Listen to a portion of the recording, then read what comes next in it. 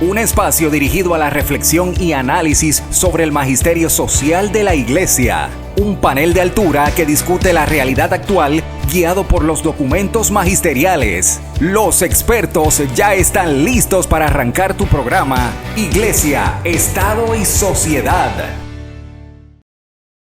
Saludos, bienvenidos a otro programa más de Iglesia, Estado y Sociedad, este espacio del Instituto de la Doctrina Social de la Iglesia, donde semana tras semana traemos para ustedes, público que nos acompaña, distintos temas importantes para nuestra sociedad y temas importantes también desde el punto de vista del magisterio social de nuestra iglesia.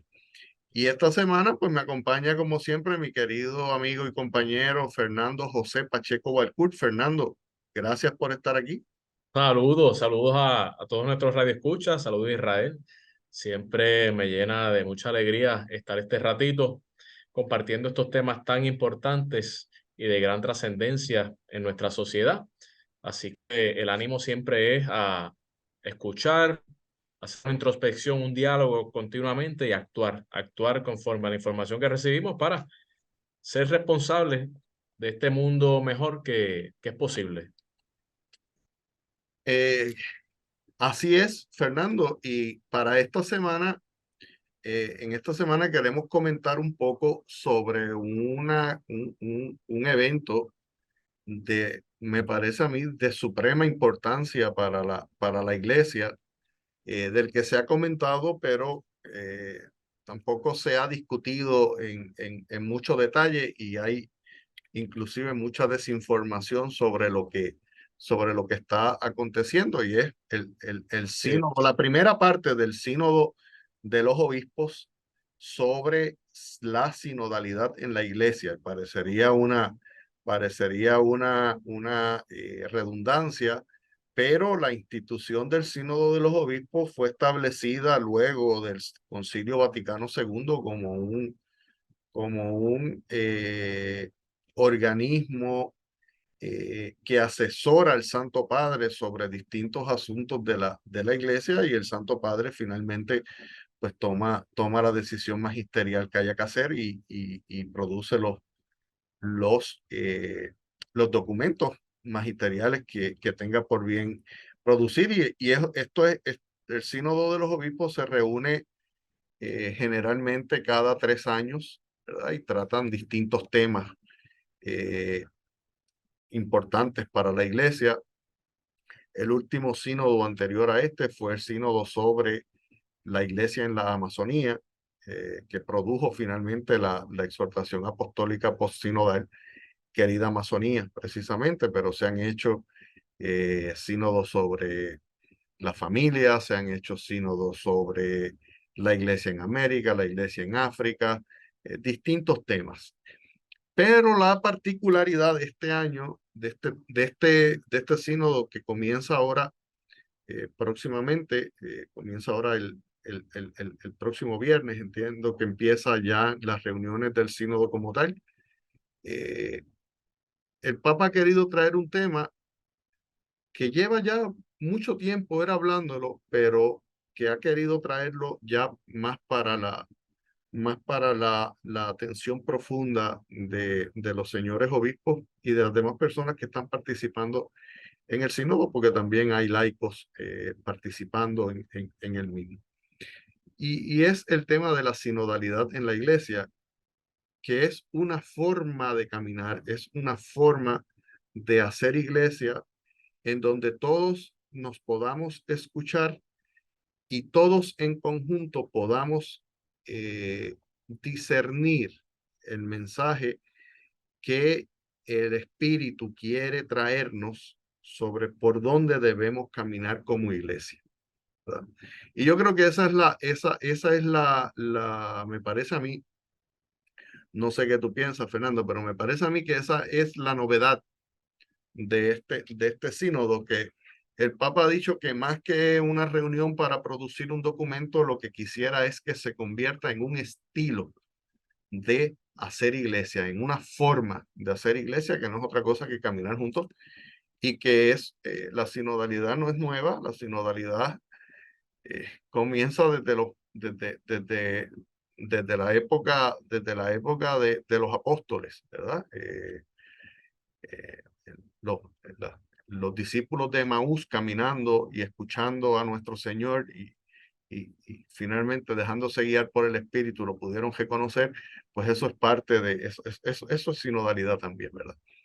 Y queremos un poco hablarle a nuestro público sobre este evento que está ocurriendo allí en Roma, mientras nosotros hablamos. Ha habido varias cosas novedosas con este sínodo. Primero de ellos es que el Papa lo quiso comenzar desde el pasado sábado, en donde primero tuvo el consistorio general para crear 21 cardenales en la mañana, y luego en la tarde hubo una oración ecuménica, un momento de oración ecuménica allí en el Vaticano, precisamente oración por el sínodo y por el éxito de los trabajos del sínodo y produzca frutos abundantes para nuestra iglesia. Eso es así. Y la otra cosa nueva que el Papa quiso traer fue que quiso comenzar los trabajos del sínodo con un retiro espiritual para aquellos que van a participar del mismo. Y desde el domingo, y mientras nosotros hablamos, y entiendo que hasta el día 4 de octubre van a estar de retiro espiritual, y luego el 5 ya comienza la reunión del sínodo como tal. También para este sínodo se ha incluido, además de los señores obispos, se han designado personas laicas que van a participar no solamente como oyentes, sino también con voz y voto en el sínodo, que producirá el correspondiente documento y se le someterá al Santo Padre. Fernando, ¿algo que quieras comentar sobre este asunto? Sí, muchos detalles importantes e interesantes. Como mencionas, Israel, se comienza con un retiro y yo creo que una de las exhortaciones del Papa ha sido estar en oración para que el Espíritu Santo se manifieste grandemente, como siempre lo suele hacer. Y no tenemos que tener miedo. Lo digo en el sentido de que hay algunos sectores dentro de la misma iglesia que tienen un poco de recelo, o vamos a decirle algún tipo de reserva en cuanto a esta dinámica tan amplia de estar escuchando a todo el mundo, porque tal vez no nos hemos acostumbrado a eso, tal vez nos hemos encerrado un poquito en los templos, como se ha mencionado antes, y el Papa ha renovado, como menciona, esto viene ya desde los tiempos de Jesús, pero siempre llega el momento que el ser humano pues se desvirtúa un poco. El caminar juntos, el escucharnos, la importancia que tiene el tener ese corazón dispuesto, que no es fácil tener ese corazón dispuesto para escuchar al que piensa distinto a mí, para el que no tiene ningún tipo vamos a decirle, de afinidad conmigo. Estoy dispuesto a escucharlo, ¿sí o no? A veces es incómodo, pero el Señor nos llama a escuchar a todo el mundo porque a través de la escucha, el diálogo, el caminar, el compartir mi tiempo con el otro, el compartir algún tipo de dinámica y de espacio con personas muy distintas a nuestro parecer, de esa manera podemos ver cómo el Espíritu Santo va llevando su mensaje, nos va abriendo los ojos hacia la verdad. Porque la verdad no la tenemos ni tú ni yo, Israel, ni nadie que los escucha. La verdad, que es el mismo Cristo, pues nosotros lo vamos descubriendo en ese caminar, en las experiencias del otro, en los contrastes de nuestra propia visión de vida, de lo que hemos percibido en los años de vida que tengamos, en nuestra madurez espiritual. Y entonces, algo que es muy importante es que dejemos que el Espíritu Santo actúe, que dejemos que el Espíritu Santo esté con nosotros dirigiéndonos. Y en muchas ocasiones el miedo de algunas personas está en dejar que el Señor sea el que lleve el timón de la barca, ¿no? Eh, vivimos en una cultura del control, de que queremos controlarlo todo, de que todo tiene que estar en cierto orden y tiene que salirnos exactamente como lo planificamos y como lo pensamos. Eso tiene que ver un poquito con estas cosas virtuales, ¿no? Todo tiene su exactitud y todo tiene sus algoritmos y sus cálculos matemáticos. Pero sabemos que el ser humano no es así y mucho menos el Señor, que siempre está día a día esperando a sorprendernos. Entonces tenemos que tener ese espacio vital para dejar que el Señor se manifieste y para eso está el sínodo y como tú muy bien mencionas, que el Papa quiere que esto más allá de un encuentro, pues se convierta de nuevo, como debe ser, en un estilo de vida de la iglesia que sale de las cuatro paredes del templo, que acoge a todo el mundo, que esto no significa que va de un día para otro va a cambiar la doctrina social de la iglesia, sino al contrario, que se va a enriquecer, va a ser más profunda, va a ser más dinámica, va a ser más perfecta a la medida que nosotros acojamos a todo el mundo, porque cada criatura es un ser de Dios, independientemente de lo que haya hecho, sus pecados, la forma de pensar, en cada criatura hay un don de Dios y por eso tenemos que tomarlos en cuenta para juntos ir creando esta gran comunidad y configurándonos con Cristo para crear esta gran comunidad de amor, de alegría, que es posible. Fíjate, Fernando, hay algo que me llama mucho la atención de lo que mencionas, y es el asunto de la desinformación que ha habido, ¿verdad? Sobre qué es la sinodalidad en la iglesia. Y hay mucha gente que tiene sus reservas con este término e inclusive critican en la iglesia se esté hablando de sinodalidad porque piensan que lo que vamos a convertir es a la iglesia en una democracia representativa, ¿verdad? Donde vamos a contar votos y al final del día el que más votos tenga, pues esa es la posición que se va a asumir. Y el mismo Papa ha dicho que nada de eso, más lejos de la verdad, ¿verdad? La jerarquía en la iglesia tiene una razón de ser y es que Cristo fundó la iglesia, una iglesia jerárquica, y por eso existe la jerarquía. Y la jerarquía no va a dejar de existir. Pero lo que sí es el sínodo es que esa jerarquía, al discernir los tiempos, al tomar decisiones, al considerar qué es lo que los signos de los tiempos nos están diciendo, pues deben escuchar, abrirse a escuchar al santo pueblo de Dios que también tiene, por virtud del Espíritu Santo, también tiene algo que decir y también tiene unas inspiraciones divinas.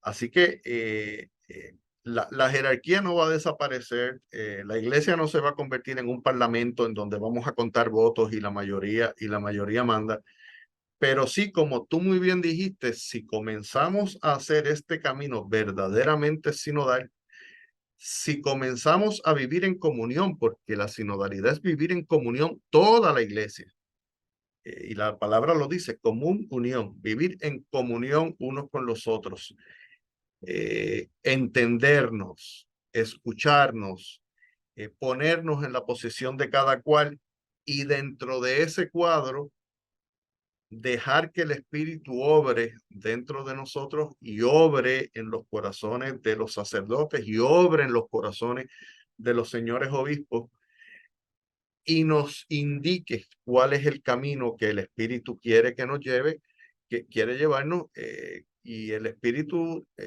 es libre, Dios es libre, Dios es todopoderoso. Nosotros no le podemos poner cortapisas, ni podemos meter a Dios en un cuadro o en un cuarto y encejarlo.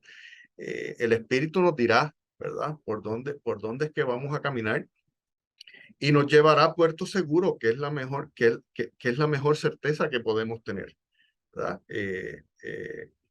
Mientras el Espíritu nos guíe, siempre nos va a llevar a puerto seguro y pasaremos por tormentas y pasaremos por momentos difíciles y pasarán momentos de prueba y pasarán momentos de escándalo, pero al final del día nos llevará a puerto seguro Y eso es lo que yo creo que el Papa está tratando con este sínodo, que la iglesia salga de esas falsas seguridades, pues realmente son falsas seguridades.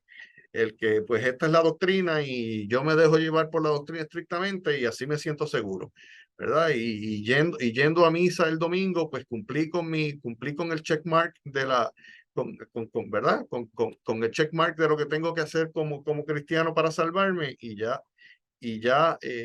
cumplí, ya me siento seguro y cómodo.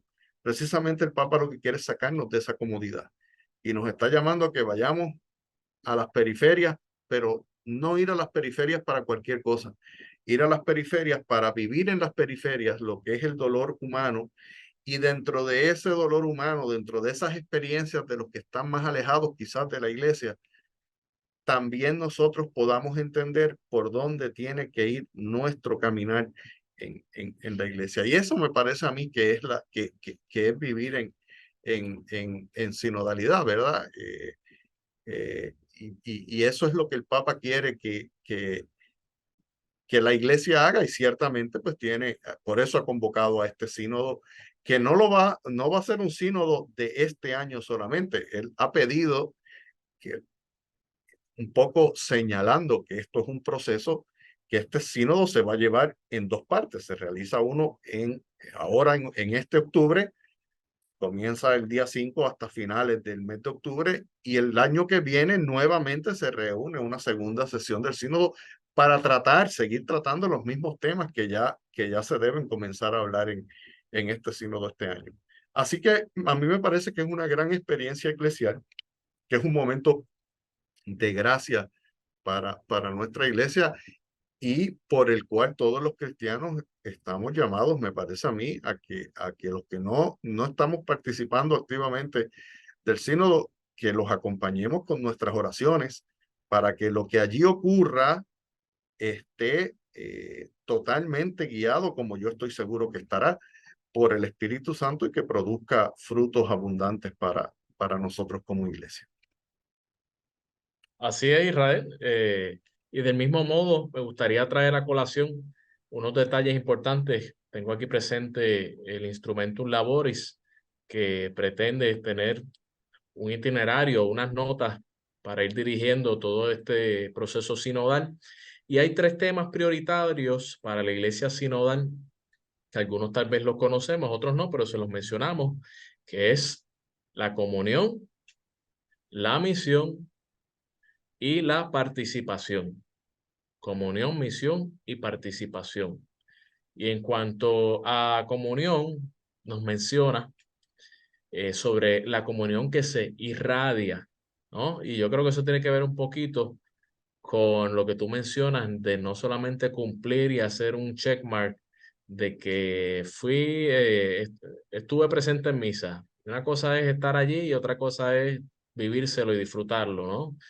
Pues esa comunión debe irradiar, debe ser algo genuino, debe ser algo que nazca del corazón, debe ser algo que muchas veces uno tal vez no tiene los sentimientos adecuados o el corazón dispuesto, pero uno le ora al Señor, mira, Señor Todopoderoso, ayúdame a poderme sensibilizar tal vez con esta situación, con esta otra, y el Señor va a orar. Es cuestión de uno con la poquita fe que uno tiene orarle al Señor y Él va a orar, ¿no? Así que esa comunión se debe irradiar, debe ser algo genuino, debe ser algo que uno practique en el día a día y consecuentemente se va a convertir en un hábito de vida.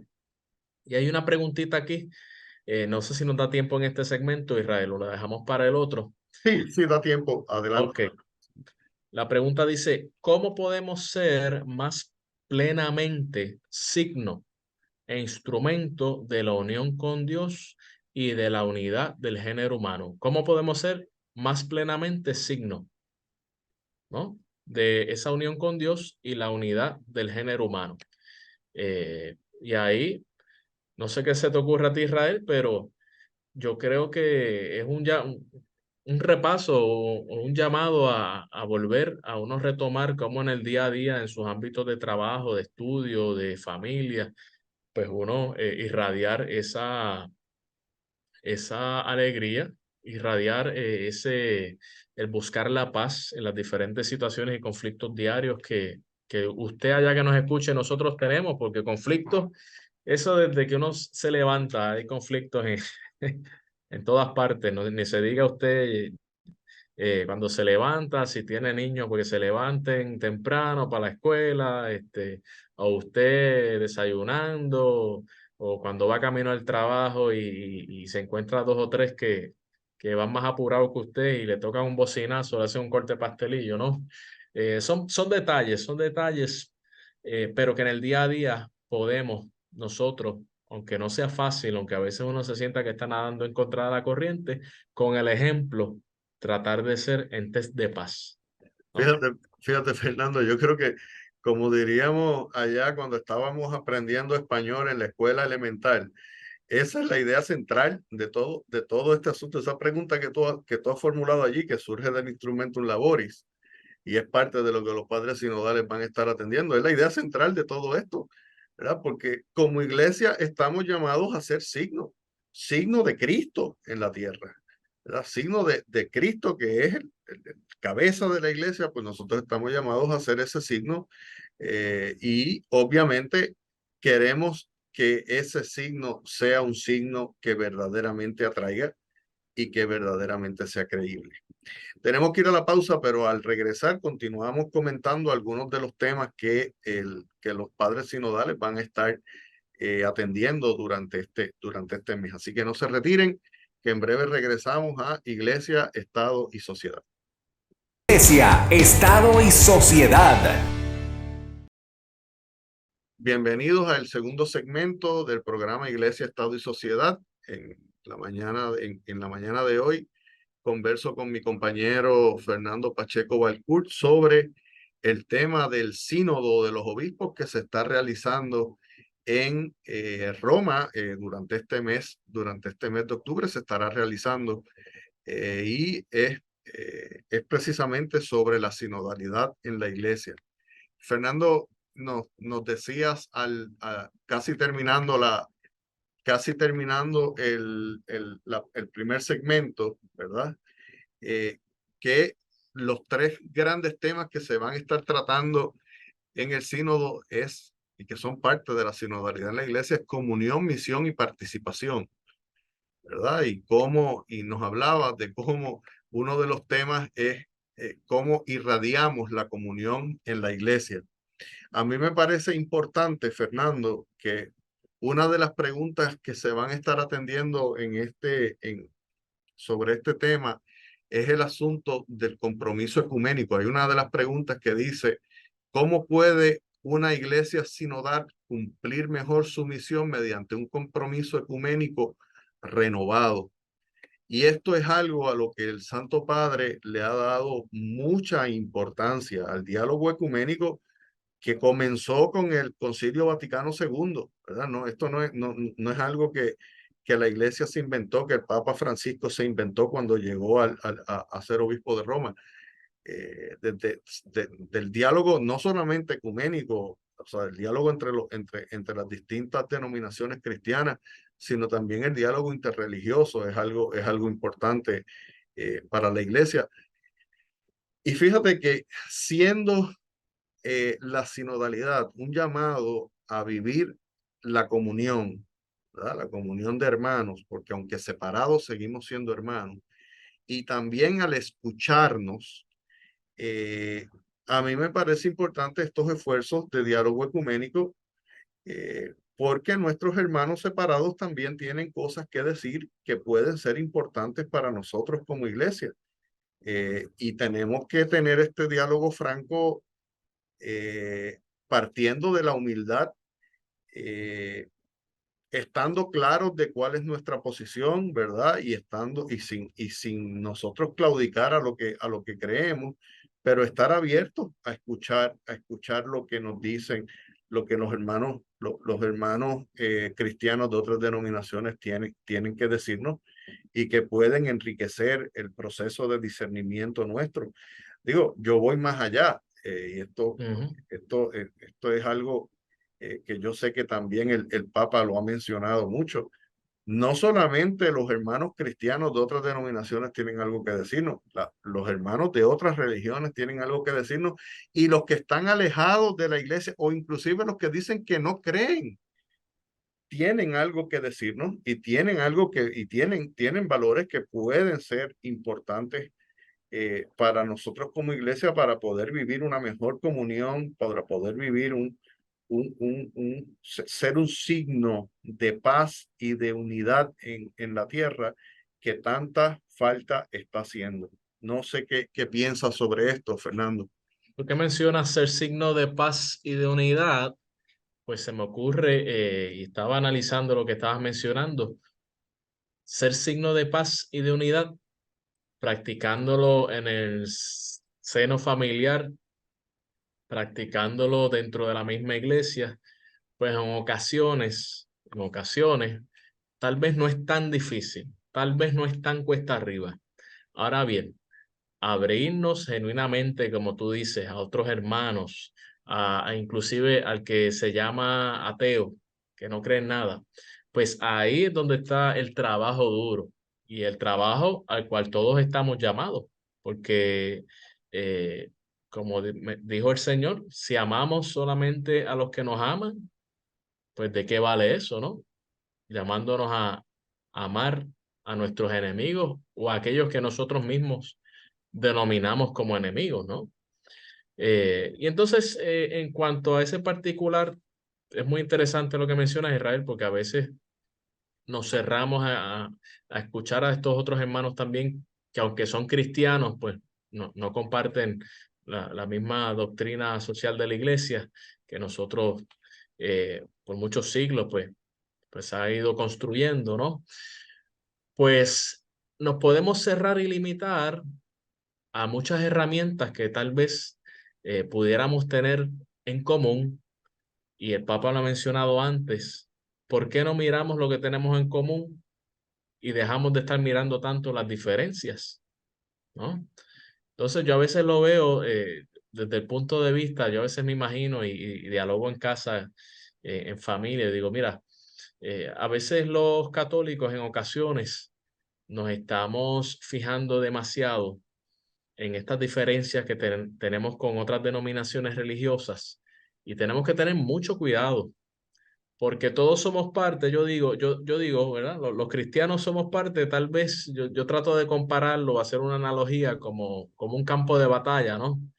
Pues tú tienes, las Fuerzas Armadas se dividen en diferentes estratos, los Marines, el Army, etcétera, y todos están combatiendo un mismo enemigo.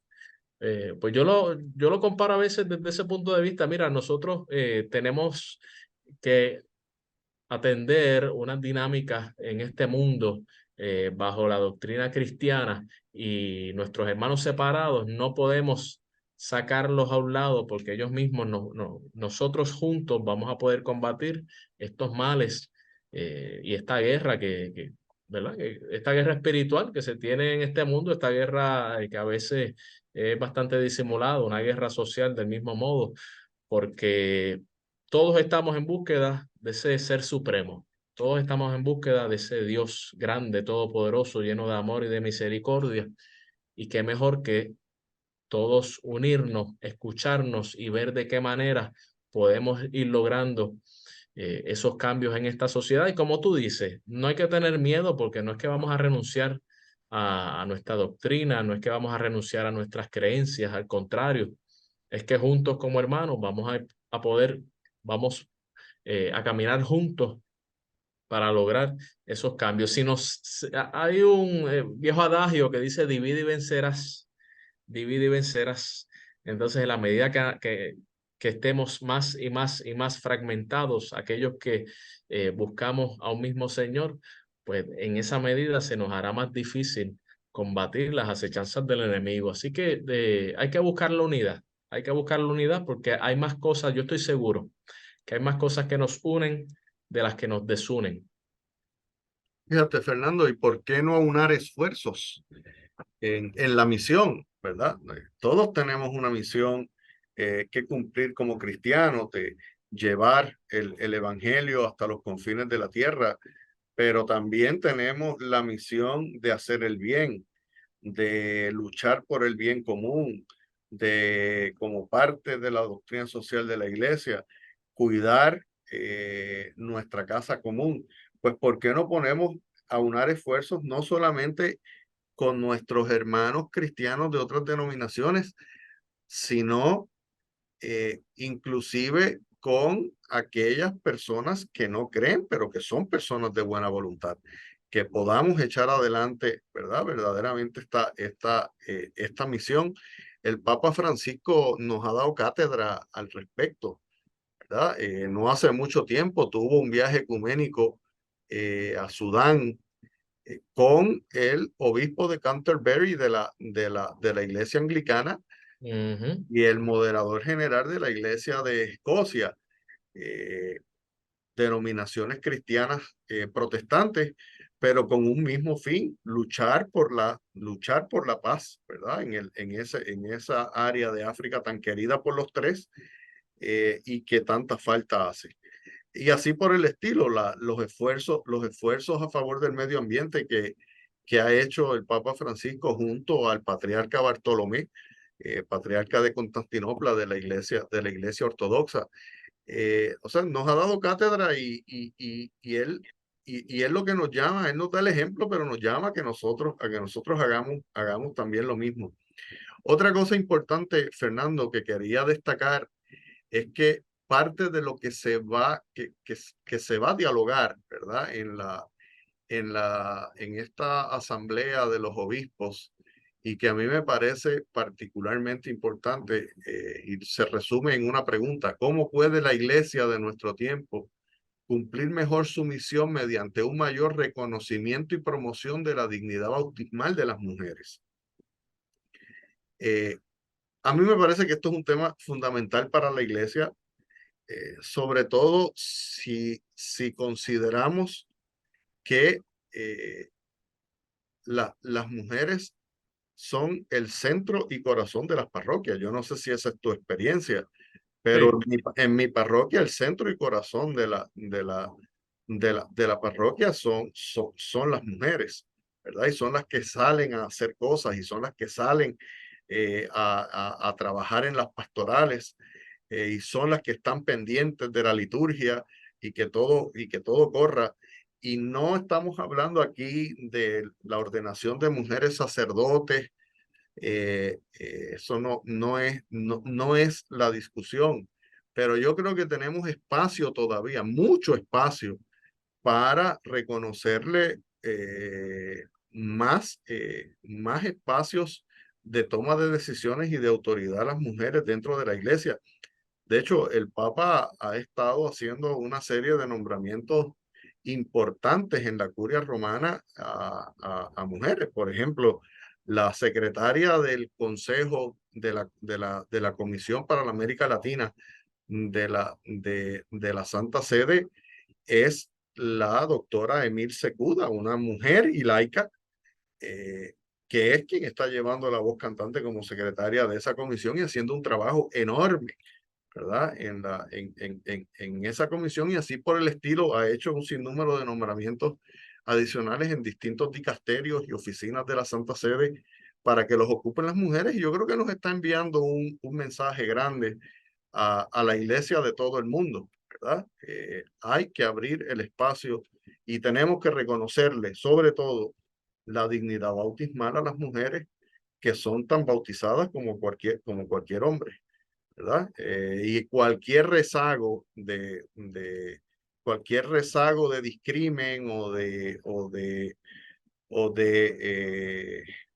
¿verdad? O de echar hacia el lado a una persona que esté disponible para trabajar porque sea mujer, pues me parece que no debe tener ya cabida en la iglesia de hoy.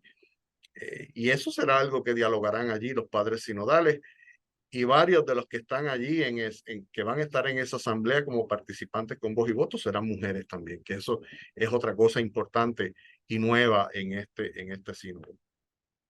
Eso es así, Israel, y es importante señalar que en la iglesia tiene que haber espacio para todos, porque así lo quiere el Señor. Tiene que haber espacio para todos tenemos que estar dispuestos a ver los signos de los tiempos, ver qué el Espíritu Santo quiere para nosotros y sobre todo estar dispuestos a nosotros profundizar y en ocasiones modificar nuestra forma de pensar, de cómo hemos visto las cosas hasta el momento y cómo poco a poco pues el Espíritu Santo irá permitiendo unos cambios, nosotros en vigilancia y en oración y haciendo lo que corresponde, porque somos corresponsables de la misión. Todos somos corresponsables de la misión, cada cual en su lugar, en su momento, en su dinámica, con sus dones, que cada uno tiene unos dones muy particulares y hay que ponerlos a la disposición de la misión. Así que me parece muy atinado lo que mencionas, Israel, el papel, el rol que juega la mujer en las iglesias, en mi parroquia es lo mismo, ¿no? Yo creo que el 80% de los que tienen ahí una gran participación son las damas. A veces, a manera de chiste, yo le digo a los jóvenes que a veces le doy algunas conferencias, digo, a veces parece que son todas viudas, porque la iglesia está llena de viudas, porque muchas van sin marido, ¿no? Y claro, hay algunas viudas, pero otras van que tristemente, pues el marido no las acompaña. Y eso también es un paréntesis para exhortar siempre a que los varones acompañen a sus damas, a sus esposas, a la iglesia, ¿no? Así que hay que darle ese reconocimiento y darle ese espacio que me parece que poco a poco se ha ido desarrollando, pero tal vez el Señor quiere más. Y nos va a sorprender de la mejor manera. Yo sé que sí. Y esto es un tema, este tema del asunto de la participación de la mujer en la iglesia. Quizás para nosotros en Puerto Rico y en la América Latina no es un tema que nos parezca tan apremiante, porque la realidad es que en nuestra cultura se reconoce muchísimo y se le da muchísimo espacio a las mujeres y a la participación de las mujeres en la toma de decisiones y demás en la iglesia y en los asuntos de la misión y la pastoral para que puedan participar. Pero hay otras iglesias particulares donde esa no es la realidad, ¿verdad? Entonces, pues creo que si hay un lugar en donde esa no es la realidad, pues eso es un tema que debe ser importante para toda la iglesia, ¿verdad? Para toda la iglesia, porque la iglesia es una, ¿verdad?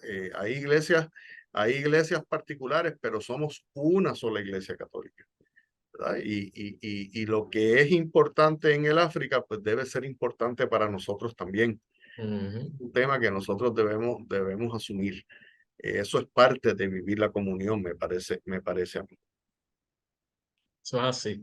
Ahí también, Israel, aquí en el instrumento Laboris, que tengo por aquí presente unas notas muy interesantes, muy extenso, y ahí lo pueden buscar nuestros amigos por internet, Instrumentum Laboris, que nos habla, nos da ese itinerario y esas notas y direcciones en cuanto al proceso sinodal. Nos habla de la importancia de la participación, la responsabilidad y la autoridad. Y sobre esto hay una preguntita clave que dice, ¿cómo renovar el servicio de la autoridad y el ejercicio de la responsabilidad en una iglesia sinodal misionera? Esta pregunta me interpela y me hace analizar en el sentido de cómo nosotros como laicos tenemos cada vez un rol protagónico, cómo debemos estar convencidos como bautizados de que tenemos que salir a participar más, ayudar a nuestros párrocos, ayudar a nuestras iglesias. Ya los laicos de estar sentados en el banco 50 minutos los domingos y nada más, pues ya eso es tiempo pasado, hace tiempo que eso se quedó atrás. Así que esa participación debe ser activa cada día más. Vemos también, por otra parte, que es triste, ¿no? Que han disminuido en Puerto Rico, por lo menos, pues han disminuido las vocaciones al sacerdocio, pero por otro lado, por eso hay que orar mucho, pero por otro lado también, pues nosotros más aún, los laicos, tenemos que participar y colaborar respetando siempre la autoridad de nuestros sacerdotes, ¿ok? Y eso lo menciono porque no sé si te ha pasado, Israel, pero a veces uno va a ciertas parroquias y quien lleva la autoridad, pues no, en muchas ocasiones no dejan que el párroco pues lleve la autoridad que corresponde, porque a veces hay algunos personajes que pretenden mantener esa autoridad porque tal vez llevan 30, 40 años en esa parroquia. Y yo creo que es importante que uno, como tú mencionaste al principio, la iglesia es una iglesia jerárquica, como lo estableció Jesús, y entonces tenemos que buscar nuestro lugar en la iglesia, tenemos que respetar la autoridad de la iglesia y del mismo modo tener esa humildad de reconocer que en ocasiones vamos a ser protagonistas, pero en ocasiones vamos a ser seguidores, ¿no? Y de eso trata, no querer imponerse, ¿verdad? Uno encima del otro, sino seguir esas directrices que nos dan los sacerdotes y del mismo modo uno ser ese colaborador en equipo para lograr esa misión. Así que Sobre todo, Fernando, sabiendo que las posiciones de liderazgo y de autoridad que uno pueda tener en la iglesia no son para la vanagloria, sino que son posiciones para el servicio. No así podemos es. olvidar que el maestro de maestros, nuestro Señor, se hizo servidor de todos. El que quiera ser el primero, que se haga servidor de Que haga el todos. servidor de los demás, y no solamente lo dijo, lo hizo, ¿verdad? Y terminó en la cruz sirviéndonos a nosotros para ganarnos el cielo, ¿verdad? Y ganarnos la redención. Eso es así. Tamaño regalo nos hizo. Así es. De Y servir. resucitado, y Y resucitado, resucitado, porque exactamente. a veces a manera de chiste, algunos dicen, mira, pues, ¿para qué yo servir si voy a terminar crucificado? Mira, nada Bueno, que ver. él resucitó y rompió las cadenas de la muerte y las cadenas del pecado. Así que Eso es y así. está vivo, ¿verdad? Y nos llama a ser piedras vivas y servidores de todos los temas. Fernando, se nos ha terminado el tiempo, pero Ah, no quiero despedirme sin pedirle a nuestros radioescuchas, por favor, que oren incesantemente por esta asamblea del sínodo que se está realizando allí en Roma, para que sea el Espíritu Santo el que se manifieste y para que a través de esos padres sinodales el Espíritu se pueda manifestar y puedan rendir frutos abundantes para nuestra iglesia y para toda la humanidad. amén, amén. Ahí me gustaría terminar, Israel, con una cita de Romanos 15, 5 al 6, que dice así: que el Dios de la paciencia y del consuelo os conceda tener entre vosotros los mismos sentimientos según Cristo Jesús. De este modo, unánimes, a una voz, glorificaréis al Dios y Padre de nuestro Señor Jesucristo. Pues con esa cita de Romanos despedimos el programa. Los esperamos la próxima semana en otra edición más de Iglesia, Estado y Sociedad. Que tengan muy buen día. Saludos. Iglesia, Estado y Sociedad es una producción del Instituto de Doctrina Social de la Iglesia de la Pontificia Universidad Católica de Puerto Rico. Tienes una cita la próxima semana a esta misma hora, porque el análisis y la reflexión continúan. Iglesia, Estado y Sociedad, una producción de la Pontificia Universidad Católica de Puerto Rico.